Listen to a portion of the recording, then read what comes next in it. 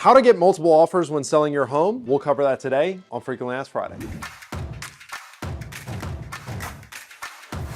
What is going on, party people? In this video, we are going to open up the super secret Pandora's box and share with you how to get multiple offers on your home when selling your home. Before I get into the meat of it, if you like this video, if you would give me a like, subscribe, give me a heart, give me a thumbs up, whatever platform you're seeing this, give me some juice for the algorithm, please. I appreciate it. Give me a comment below. All right, so let's just jump right into it. I've got 4 things that I'm gonna give to you today on how to end up in a multiple offer situation. First one is presentation. And by presentation, I mean, how does your property show? So all of the things that we normally talk about that everybody seems to have forgotten over the last couple of years because the market's been so hot. Staging, paint, how does your property flow? What upgrades have we made or not made? Have we made necessary repairs? So before I get into like the secret sauce, we can do all of the fun stuff that we do as real estate agents, but at the end of the day, the product we are selling is your house. So how good of a product are we presenting to the marketplace? No matter what we do, at the end of the day, the premium price goes to the premium product. So if there's any upgrades you need to make, if there's any repairs you need to make, if we need to paint some walls, if we need to replace some carpet, make sure we're doing all that stuff before we get into the fun stuff. So that's number 1. Number 2, pricing. So there's 3 different ways you can price a home. You can price it above fair market value. You could price it at fair market value. You could price it below fair market value. If the goal is to get into a multiple offer situation, I'm going to recommend that you price it either at fair market value or below fair market value. Now, I have a lot of people that say, hey, Chris,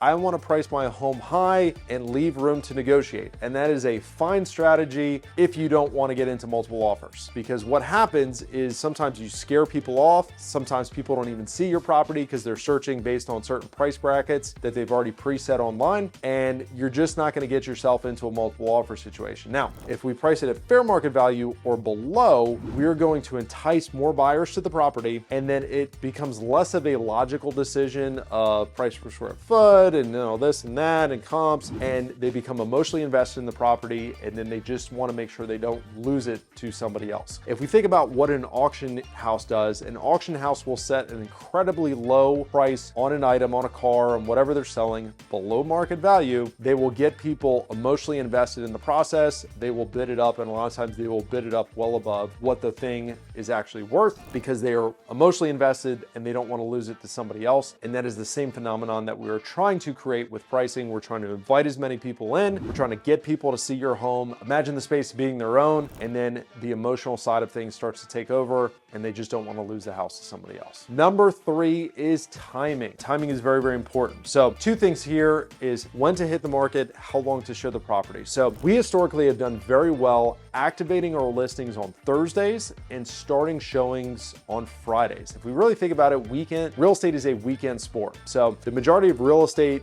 showings, activity happens Thursday through Sunday when people are kind of thinking about the weekend, not thinking about work as much, or they have time over the weekend to go see properties. I am blown away by the amount of sellers and agents that will list their properties on Mondays, Tuesdays, and Wednesdays when if you look at any of the major real estate portals, traffic is down. There's just not as much going on Monday through Wednesday in the real estate market. So timing during the week is very, very important. Secondly is how long we are going to show your property. So one of the things that we like to do is to make sure that we are showing the property for at least 3 days. So we will show our properties Friday, Saturday, and Sunday. We will make sure that we get enough time to actually show the property. If you take an offer the first day you're on the market, that may sound cool to tell your friends that you sold your house the first day. The reality is you didn't leave enough time for enough people to see the property. So we want to give adequate time for people to come out and see it. Realize that, not everybody's going to be able to come out and see it the first day, just given their schedules or whatever. So we need to leave enough time for people to see it. And then last but certainly not least is doing a delayed reviewing of offers. So I mentioned to you, we activate our listings on Thursdays. We show them Friday, Saturday, Sunday, and then we are typically reviewing any and all offers that we receive on a Monday. The reason we want to do that delayed review of offers, if buyers and buyers agents know that we are looking at any and all offers at one set time, there's no jumping in front of the property or there's no back and forth negotiation because they know we're going to be looking at